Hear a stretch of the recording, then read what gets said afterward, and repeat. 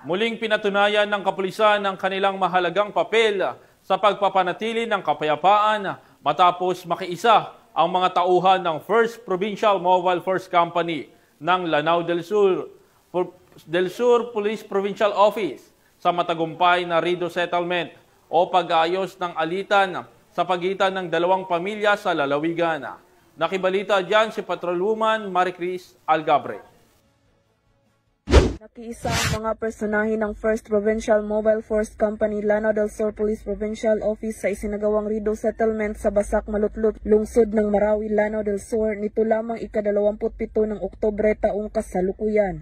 Personal itong dinaluhan ni Police Captain Sirad C. Di Malna Jr., 1st Platoon Leader katuwang ang mga BLGU at religious sectors.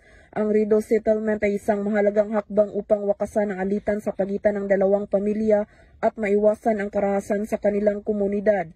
Sa pamamagitan ng dialogo at traditional conflict resolution, nagkasundo ang magkabilang panig na tuldukan ng kanilang hidwaan at mamuhay ng mapayapa.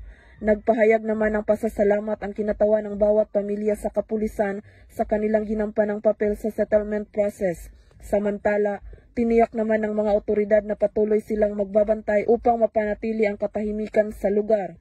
Hinihikayat din nila ang iba pang komunidad na yakapin ang diwa ng Rido Settlement bilang isang epektibong paraan upang mapanatili ang kapayapaan sa rehiyon.